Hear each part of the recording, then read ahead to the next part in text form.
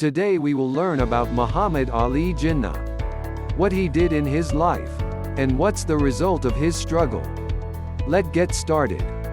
Muhammad Ali Jinnah, born Muhammad Ali Jinnah by the 25th of December 1876 to the 11th of September 1948, was a barrister, politician, and founder of Pakistan. Jinnah served as the leader of the All India Muslim League from 1913 until the inception of Pakistan on the 14th of August 1947, and then as the Dominion of Pakistan's first Governor-General until his death. He is revered in Pakistan as the Quaid-i-Azam, great leader, and Baba-i-Qaum, father of the nation. His birthday is observed as a national holiday in Pakistan. Born at Wazir Mansion in Karachi, Jinnah was trained as a barrister at Lincoln's Inn in London, England.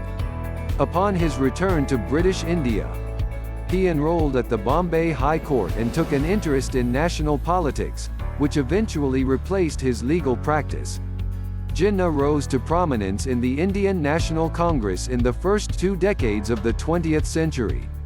In these early years of his political career, Jinnah advocated Hindu-Muslim unity, helping to shape the 1916 Lucknow Pact between the Congress and the All India Muslim League, in which Jinnah had also become prominent. Jinnah became a key leader in the All India Home Rule League and proposed a 14-point constitutional reform plan to safeguard the political rights of Muslims in the Indian subcontinent.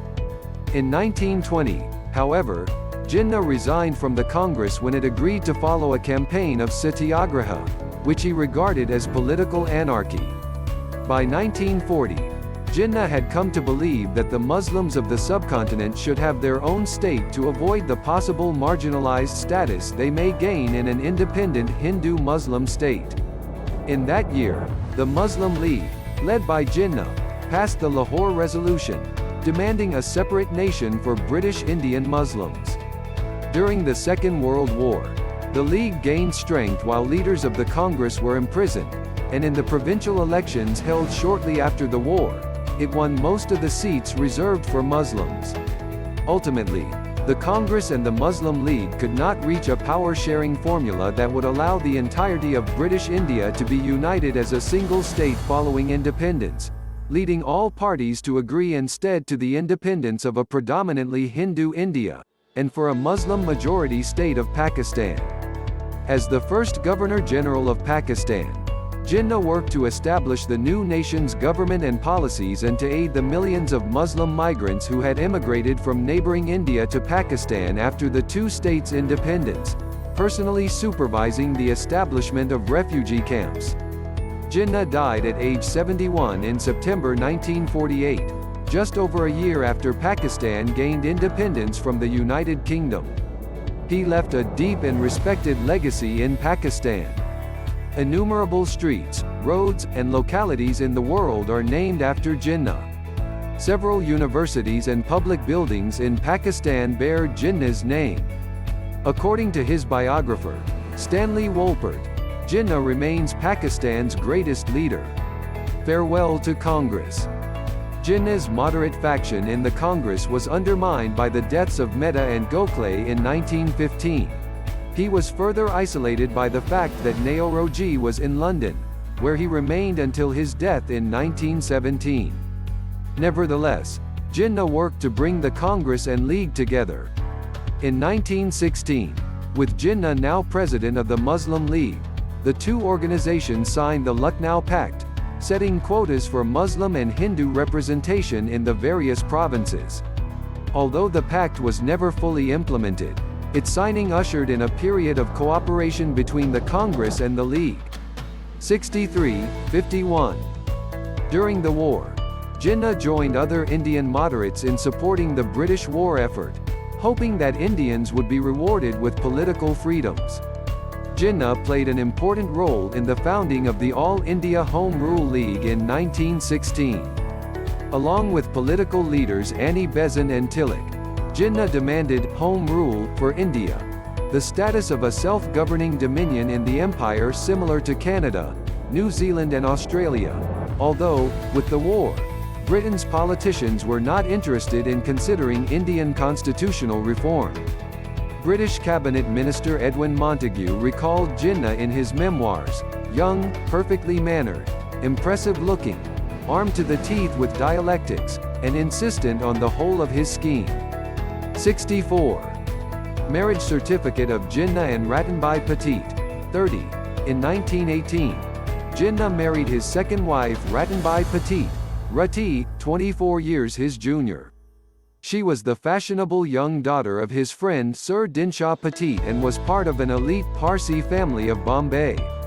There was great opposition to the marriage from Ratanbai's family and the Parsi community, as well as from some Muslim religious leaders. Ratanbai defied her family and nominally converted to Islam, adopting, though never using, the name Maryam Jinnah, resulting in a permanent estrangement from her family and Parsi society. The couple resided at South Court Mansion in Bombay, and frequently traveled across India and Europe. The couple's only child, daughter Dina, was born on the 15th of August 1919. 30. The couple separated prior to Rati's death in 1929, and subsequently, Jinnah's sister Fatima looked after him and his child. 65. Relations between Indians and British were strained in 1919 when the Imperial Legislative Council extended emergency wartime restrictions on civil liberties. Jinnah resigned from it when it did. There was unrest across India, which worsened after the Jallianwala Bagh massacre in Amritsar, in which British troops fired upon a protest meeting, killing hundreds. In the wake of Amritsar, Gandhi, who had returned to India and become a widely respected leader and highly influential in the Congress, called for satyagraha against the British. Gandhi's proposal gained broad Hindu support and was also attractive to many Muslims of the Khilafat faction. These Muslims, supported by Gandhi, sought retention of the Ottoman Caliphate, which supplied spiritual leadership to many Muslims. The Caliph was the Ottoman Emperor, who would be deprived of both offices following his nation's defeat in the First World War. Gandhi had achieved considerable popularity among Muslims because of his work during the war on behalf of killed or imprisoned Muslims. 66, 67, 68. Unlike Jinnah and other leaders of the Congress, Gandhi did not wear Western-style clothing, did his best to use an Indian language instead of English, and was deeply rooted in Indian culture. Gandhi's local style of leadership gained great popularity with the Indian people. Jinnah criticized Gandhi's Khilafat advocacy, which he saw as an endorsement of religious zealotry. Jinnah regarded Gandhi's proposed satyagraha campaign as political anarchy and believed that self-government should be secured through constitutional means. He opposed Gandhi, but the tide of Indian opinion was against him.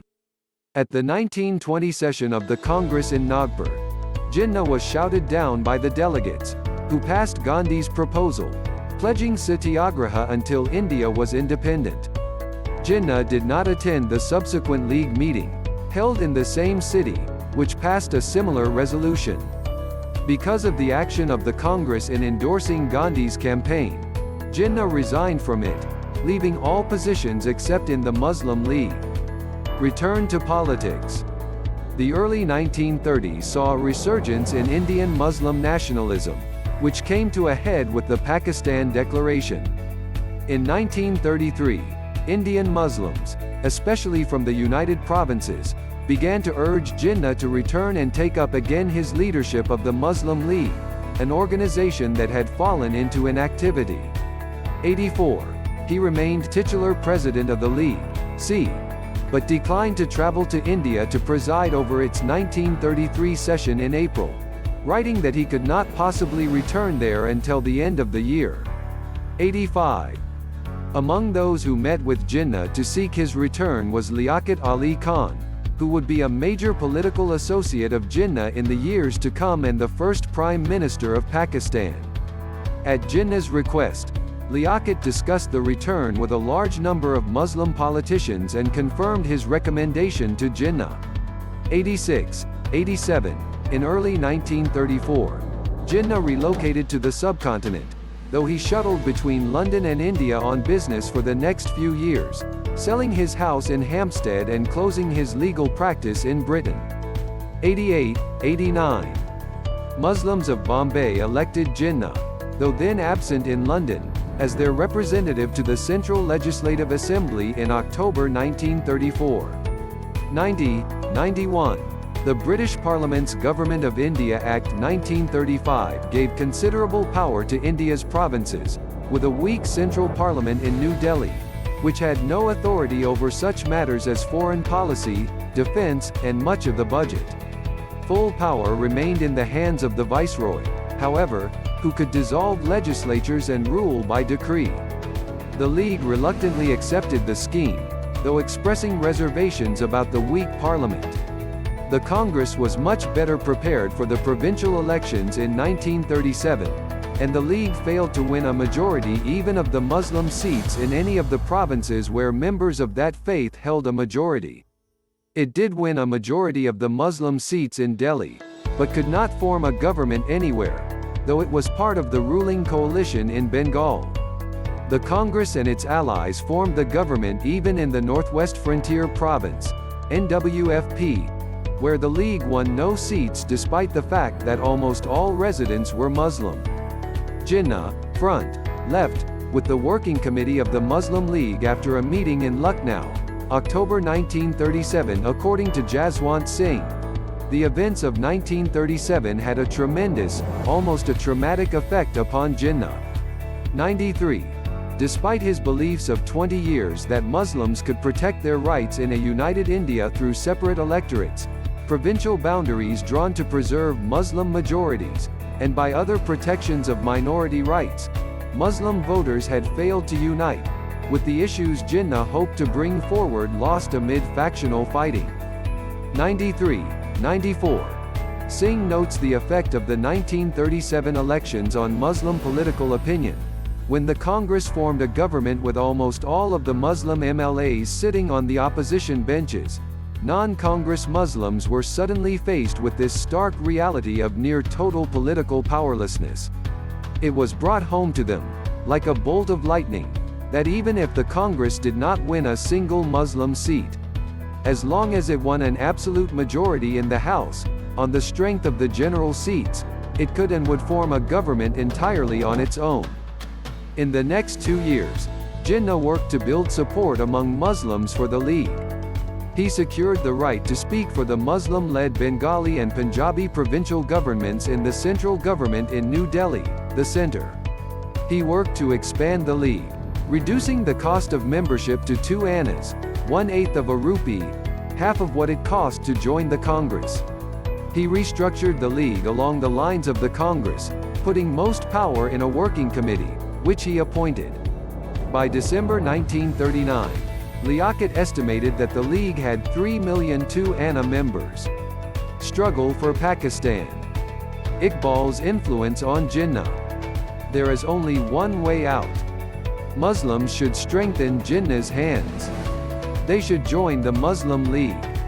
Indian question, as is now being solved, can be countered by our united front against both the Hindus and the English.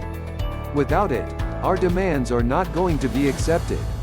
People say our demands smack of communalism. This is sheer propaganda.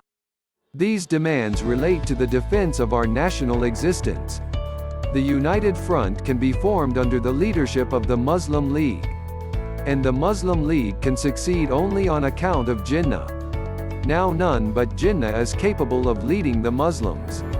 Muhammad Iqbal, 1938. The well-documented influence of Iqbal on Jinnah, with regard to taking the lead in creating Pakistan, has been described as significant, powerful, and even unquestionable by scholars. 107, 108, 109. Iqbal has also been cited as an influential force in convincing Jinnah to end his self-imposed exile in London and re-enter the politics of India.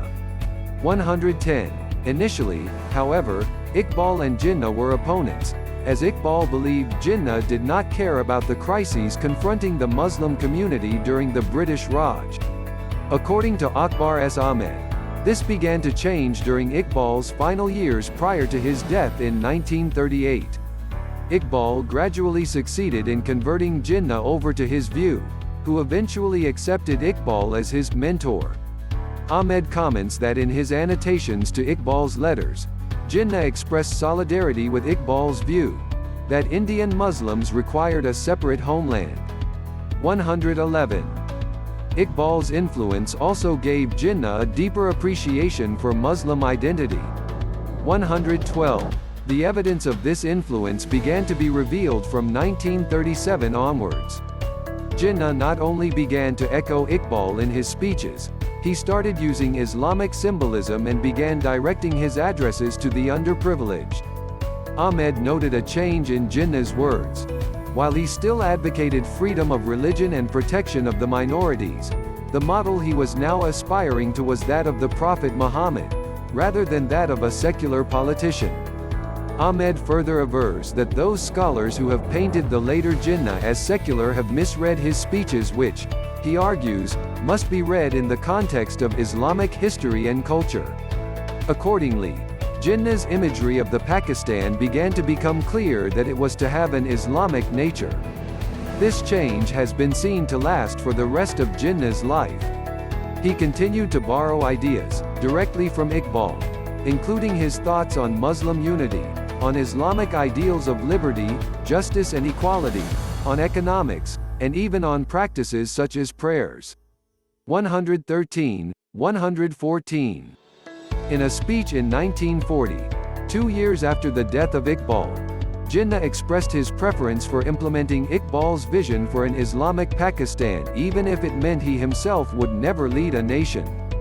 Jinnah stated, "If I lived to see the ideal of a Muslim state being achieved in India, and I was then offered to make a choice between the works of Iqbal and the rulership of the Muslim state, I would prefer the former." 115. Second World War and Lahore Resolution. Main article, Lahore Resolution. The leaders of the Muslim League, 1940. Jinnah is seated at center. On the 3rd of September 1939, British Prime Minister Neville Chamberlain announced the commencement of war with Nazi Germany. 116. The following day, the Viceroy, Lord Linlithgow, without consulting Indian political leaders, announced that India had entered the war along with Britain. There were widespread protests in India. After meeting with Jinnah and with Gandhi, Linlithgow announced that negotiations on self-government were suspended for the duration of the war. 117. The Congress on the 14th of September demanded immediate independence with a constituent assembly to decide a constitution. When this was refused, its 8 provincial governments resigned on the 10th of November and governors in those provinces thereafter ruled by decree for the remainder of the war. Jinnah, on the other hand, was more willing to accommodate the British, and they in turn increasingly recognized him and the League as the representatives of India's Muslims. 118. Jinnah later stated, after the war began, "I was treated on the same basis as Mr. Gandhi. I was wonderstruck why I was promoted and given a place side by side with Mr. Gandhi." 119. Although the League did not actively support the British war effort, neither did they try to obstruct it. 120. Jinnah and Gandhi arguing in 1939 with the British and Muslims to some extent cooperating. The Viceroy asked Jinnah for an expression of the Muslim League's position on self-government, confident that it would differ greatly from that of the Congress. To come up with such a position, the League's Working Committee met for 4 days in February 1940 to set out terms of reference to a constitutional subcommittee. The Working Committee asked that the subcommittee return with a proposal that would result in independent dominions in direct relationship with Great Britain, where Muslims were dominant. 121. On the 6th of February, Jinnah informed the Viceroy that the Muslim League would be demanding partition instead of the federation contemplated in the 1935 Act. The Lahore Resolution, sometimes called the Pakistan Resolution, although it does not contain that name, based on the subcommittee's work, embraced the two-nation theory and called for a union of the Muslim-majority provinces in the northwest of British India, with complete autonomy. Similar rights were to be granted to the Muslim-majority areas in the east, and unspecified protections given to Muslim minorities in other provinces. The resolution was passed by the League session in Lahore on the 23rd of March 1940. Jinnah makes a speech in New Delhi. 1943. Gandhi's reaction to the Lahore Resolution was muted.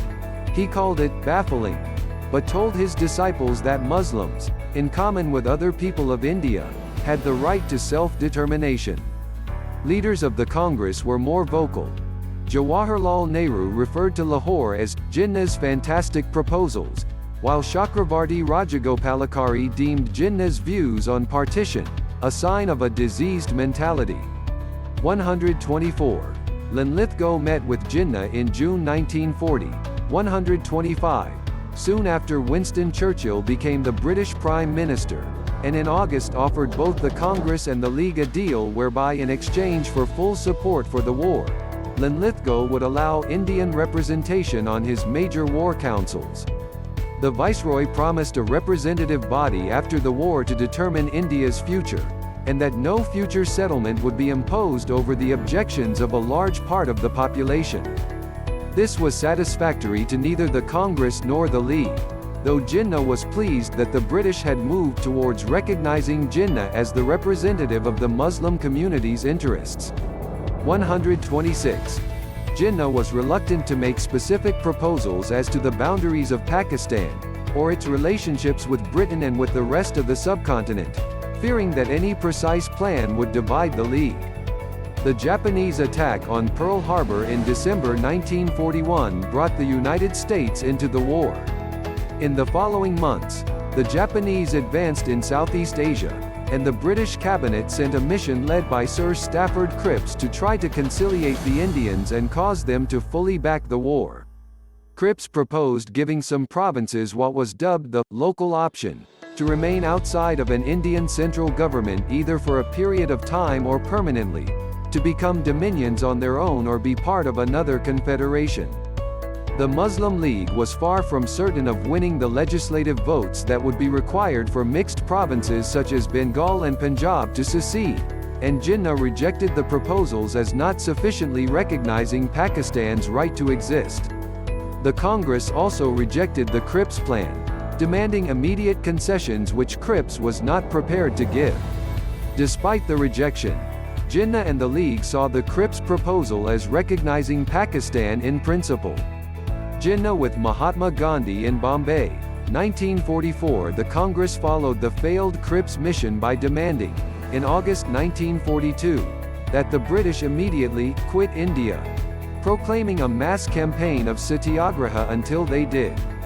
The British promptly arrested most major leaders of the Congress and imprisoned them for the remainder of the war. Gandhi, however, was placed on house arrest in one of the Aga Khan's palaces prior to his release for health reasons in 1944. With the Congress leaders absent from the political scene, Jinnah warned against the threat of Hindu domination and maintained his Pakistan demand without going into great detail about what that would entail. Jinnah also worked to increase the League's political control at the provincial level. He helped to found the newspaper Dawn in the early 1940s in Delhi. It helped to spread the League's message and eventually became the major English-language newspaper of Pakistan. In September 1944, Jinnah and Gandhi, who had by then been released from his palatial prison, met formally at the Muslim leader's home on Malabar Hill in Bombay. 2 weeks of talks followed between them, which resulted in no agreement. Jinnah insisted on Pakistan being conceded prior to the British departure and to come into being immediate, while Gandhi proposed that plebiscites on partition occur sometime after a united India gained its independence. 134. In early 1945, Liaquat and the Congress leader Bhulabhai Desai met, with Jinnah's approval, and agreed that after the war, the Congress and the League should form an interim government with the members of the Executive Council of the Viceroy to be nominated by the Congress and the League in equal numbers. When the Congress leadership were released from prison in June 1945, they repudiated the agreement and censured Desai for acting without proper authority. Mountbatten and independence. Lord Louis Mountbatten and his wife Edwina Mountbatten with Jinnah in 1947 main article. Partition of India on the 20th of February 1947. Attlee announced Mountbatten's appointment, and that Britain would transfer power in India not later than June 1948. Mountbatten took office as Viceroy on the 24th of March 1947, 2 days after his arrival in India. By then, Congress had come around to the idea of partition.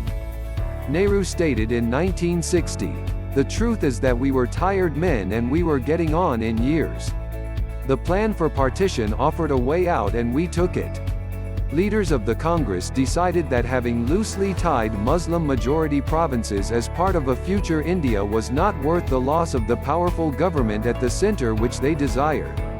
154. However, the Congress insisted that if Pakistan were to become independent, Bengal and Punjab would have to be divided. 155.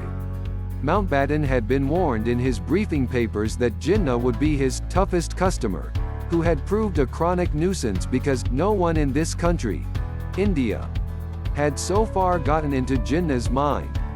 156. The men met over 6 days beginning on the 5th of April.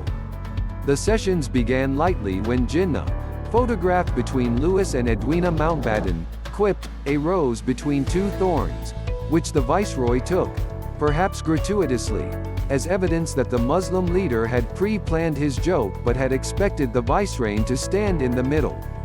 157. Mountbatten was not favorably impressed with Jinnah, repeatedly expressing frustration to his staff about Jinnah's insistence on Pakistan in the face of all arguments. Jinnah feared that at the end of the British presence in the subcontinent, they would turn control over to the Congress-dominated Constituent Assembly, putting Muslims at a disadvantage in attempting to win autonomy.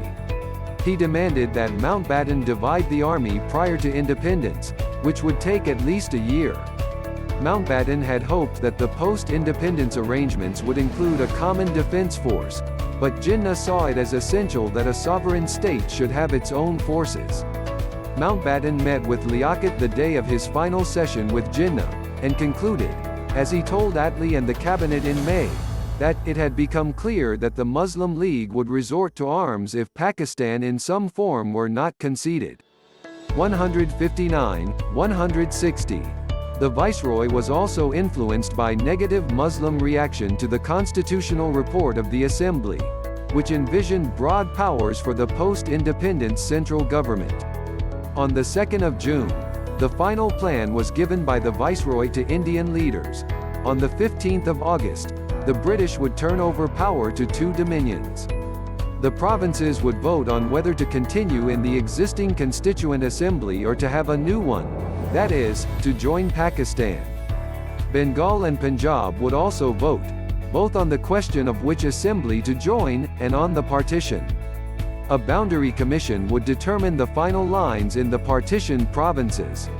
Plebiscites would take place in the Northwest Frontier Province, which did not have a league government despite an overwhelmingly Muslim population, and in the majority Muslim Sylhet district of Assam, adjacent to eastern Bengal. On the 3rd of June, Mountbatten, Nehru, Jinnah, and Sikh leader Baldev Singh made the formal announcement by radio. Jinnah concluded his address with, "Pakistan Zindabad, long live Pakistan," which was not in the script. 165. In the weeks which followed, Punjab and Bengal cast the votes which resulted in partition. Sylhet and the NWFP voted to cast their lots with Pakistan, a decision joined by the assemblies in Sindh and Baluchistan. Jinnah announcing the creation of Pakistan over All India Radio on the 3rd of June 1947. On the 4th of July 1947, Liaquat asked Mountbatten on Jinnah's behalf to recommend to the British King, George VI, that Jinnah be appointed Pakistan's first Governor-General. This request angered Mountbatten, who had hoped to have that position in both dominions, He would be India's first post-independence Governor-General. But Jinnah felt that Mountbatten would be likely to favor the new Hindu-majority state because of his closeness to Nehru. In addition, the Governor-General would initially be a powerful figure, and Jinnah did not trust anyone else to take that office. Although the Boundary Commission, led by British lawyer Sir Cyril Radcliffe, had not yet reported, there were already massive movements of populations between the nations to be, as well as sectarian violence. Jinnah arranged to sell his house in Bombay and procured a new one in Karachi. On the 7th of August, Jinnah, with his sister and close staff, flew from Delhi to Karachi in Mountbatten's plane, and as the plane taxied, he was heard to murmur, "That's the end of that." 166, 167, 168. On the 11th of August, he presided over the new Constituent Assembly for Pakistan at Karachi, and addressed them, "You are free. You are free to go to your temples. You are free to go to your mosques or to any other place of worship in this state of Pakistan. You may belong to any religion or caste or creed. That has nothing to do with the business of the state." I think we should keep that in front of us as our ideal, and you will find that in course of time Hindus would cease to be Hindus and Muslims would cease to be Muslims. Not in the religious sense, because that is the personal faith of each individual, but in the political sense as citizens of the state. On the 14th of August, Pakistan became independent. Jinnah led the celebrations in Karachi. One observer wrote, "Here indeed is Pakistan's King Emperor, Archbishop of Canterbury, Speaker, and Prime Minister concentrated into one formidable Quaid-i-Azam." Governor-General. Jinnah speaking at the Constituent Assembly of Pakistan on the 14th of August 1947. The Radcliffe Commission, dividing Bengal and Punjab, completed its work and reported to Mountbatten on the 12th of August. The last viceroy held the maps until the 17th, not wanting to spoil the independence celebrations in both nations. There had already been ethnically charged violence and movement of populations. Publication of the Radcliffe Line dividing the new nations sparked mass migration, murder, and ethnic cleansing. Many on the wrong side of the lines fled or were murdered, or murdered others, hoping to make facts on the ground that would reverse the Commission's verdict. Radcliffe wrote in his report that he knew that neither side would be happy with his award. He declined his fee for the work. Christopher Beaumont, Radcliffe's private secretary, later wrote that Mountbatten must take the blame, though not the sole blame, for the massacres in the Punjab in which between 500,000 to 1 million men, women and children perished. As many as 14,500,000 people relocated between India and Pakistan during and after partition. Jinnah did what he could for the 8 million people who migrated to Pakistan. Although by now over 70 and frail from lung ailments, he traveled across West Pakistan and personally supervised the provision of aid. According to Ahmed, what Pakistan needed desperately in those early months was a symbol of the state, one that would unify people and give them the courage and resolve to succeed. Among the restive regions of the new nation was the Northwest Frontier Province. The referendum there in July 1947 had been tainted by low turnout, as less than 10% of the population were allowed to vote. 175. On the 22nd of August 1947, just after a week of becoming Governor-General, Jinnah dissolved the elected government of Dr. Khan Abdul Jabbar Khan. Later on, Abdul Qayyum Khan was put in place by Jinnah in the Pashtun-dominated province despite him being a Kashmiri. 177. On the 12th of August 1948, the Babra massacre in Charsada occurred, resulting in the death of 400 people aligned with the Khudai-Khidmatgar movement. Along with Liaquat and Abdur Rab Nishtar, Jinnah represented Pakistan's interests in the Division Council to appropriately divide public assets between India and Pakistan. 179. Pakistan was supposed to receive 1/6 of the pre-independence government's assets, carefully divided by agreement, even specifying how many sheets of paper each side would receive. The new Indian state, however, was slow to deliver, hoping for the collapse of the nascent Pakistani government and reunion. Few members of the Indian Civil Service and the Indian Police Service had chosen Pakistan, resulting in staff shortages. Partition meant that for some farmers, the markets to sell their crops were on the other side of an international border. There were shortages of machinery, not all of which was made in Pakistan. In addition to the massive refugee problem, the new government sought to save abandoned crops, establish security in a chaotic situation, and provide basic services.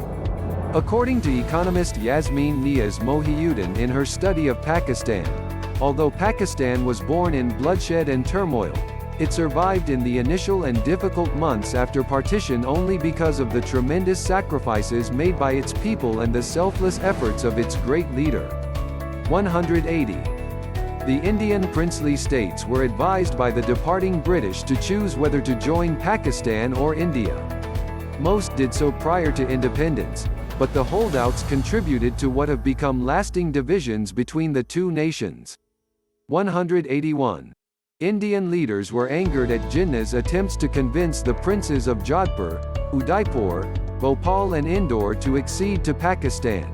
The latter three princely states did not border Pakistan. Jodhpur bordered it and had both a Hindu majority population and a Hindu ruler. 182. The coastal princely state of Junagadh, which had a majority Hindu population, did accede to Pakistan in September 1947, with its ruler's Dewan, Sir Shah Nawaz Bhutto, personally delivering the accession papers to Jinnah. But the two states that were subject to the suzerainty of Junagadh, Mangrol and Babarawad, declared their independence from Junagadh and acceded to India. In response, the Nawab of Junagadh militarily occupied the two states. Subsequently, the Indian Army occupied the principality in November 183, forcing its former leaders, including Bhutto, to flee to Pakistan, beginning the politically powerful Bhutto family. The most contentious of the disputes was, and continues to be, that over the princely state of Kashmir. It had a Muslim majority population and a Hindu Maharaja, Sir Hari Singh, who stalled his decision on which nation to join. With the population in revolt in October 1947, aided by Pakistani irregulars, the Maharaja acceded to India. Indian troops were airlifted in. Jinnah objected to this action, and ordered that Pakistani troops move into Kashmir. The Pakistani army was still commanded by British officers, and the commanding officer, General Sir Douglas Gracey, refused the order, stating that he would not move into what he considered the territory of another nation without approval from higher authority, which was not forthcoming. Jinnah withdrew the order. This did not stop the violence there, which broke into Indo-Pakistani War of 1947. Some historians allege that Jinnah's courting the rulers of Hindu-majority states and his gambit with Junagadh are evidence of ill intent towards India, as Jinnah had promoted separation by religion, yet tried to gain the accession of Hindu-majority states. In his book Patel, A Life, Rajmohan Gandhi asserts that Jinnah hoped for a plebiscite in Junagadh, knowing Pakistan would lose, in the hope the principle would be established for Kashmir. However, when Mountbatten proposed to Jinnah that, in all the princely states where the ruler did not accede to a dominion corresponding to the majority population, which would have included Junagadh, Hyderabad and Kashmir, the accession should be decided by an impartial reference to the will of the people, Jinnah rejected the offer. Despite the United Nations Security Council Resolution 47, issued at India's request for a plebiscite in Kashmir after the withdrawal of Pakistani forces, this has never occurred. In January 1948, the Indian government finally agreed to pay Pakistan its share of British India's assets. They were impelled by Gandhi, who threatened a fast until death. Only days later, on the 30th of January, Gandhi was assassinated by Nathuram Godse, a Hindu nationalist, who believed that Gandhi was pro-Muslim. After hearing about Gandhi's murder on the following day, Jinnah publicly made a brief statement of condolence, calling Gandhi one of the greatest men produced by the Hindu community. 191. In February 1948, in a radio talk broadcast addressed to the people of the U.S., Jinnah expressed his views regarding Pakistan's constitution to be in the following way. The Constitution of Pakistan is yet to be framed by the Pakistan Constituent Assembly. I do not know what the ultimate shape of the constitution is going to be, but I am sure that it will be of a democratic type, embodying the essential principles of Islam. Today these are as applicable in actual life as these were 1,300 years ago. Islam and its idealism have taught us democracy. It has taught equality of man, justice, and fair play to everybody. We are the inheritors of these glorious traditions and are fully alive to our responsibilities and obligations as framers of the future Constitution of Pakistan. In March, Jinnah, despite his declining health, made his only post-independence visit to East Pakistan. In a speech before a crowd estimated at 300,000, Jinnah stated, in English, that Urdu alone should be the national language, believing a single language was needed for a nation to remain united. The Bengali-speaking people of East Pakistan strongly opposed this policy, and in 1971 the official language issue was a factor in the region's secession to form the country of Bangladesh. Illness and death. Jinnah spent many of the last days of his life at Quaid-i-Azam residency, Ziyarat, Pakistan. From the 1930s, Jinnah suffered from tuberculosis. Only his sister and a few others close to him were aware of his condition. Jinnah believed public knowledge of his lung ailments would hurt him politically. In a 1938 letter, he wrote to a supporter that, "You must have read in the papers how during my tours I suffered, which was not because there was anything wrong with me, but the irregularities of the schedule and overstrain told upon my health." Many years later, Mountbatten stated that if he had known Jinnah was so physically ill, he would have stalled, hoping Jinnah's death would avert partition. 196. Fatima Jinnah later wrote, even in his hour of triumph, the Quaid-i-Azam was gravely ill. He worked in a frenzy to consolidate Pakistan. And, of course, he totally neglected his health. Jinnah worked with a tin of Craven, cigarettes at his desk, of which he had smoked 50 or more a day for the previous 30 years, as well as a box of Cuban cigars. As his health got worse, he took longer and longer rest breaks in the private wing of Government House in Karachi, where only he, Fatima and the servants were allowed. Jinnah and his sister Fatima Jinnah's wax statues at the museum in the Pakistan Monument, Islamabad on the 6th of July 1948. Jinnah returned to Quetta, but at the advice of doctors, soon journeyed to an even higher retreat at Ziyarat.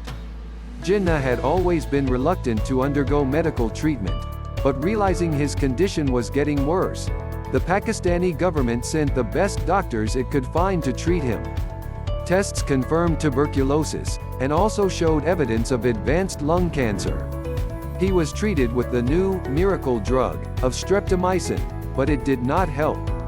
Jinnah's condition continued to deteriorate despite the Eid prayers of his people. He was moved to the lower altitude of Quetta on the 13th of August, the eve of Independence Day, for which a ghost-written statement for him was released.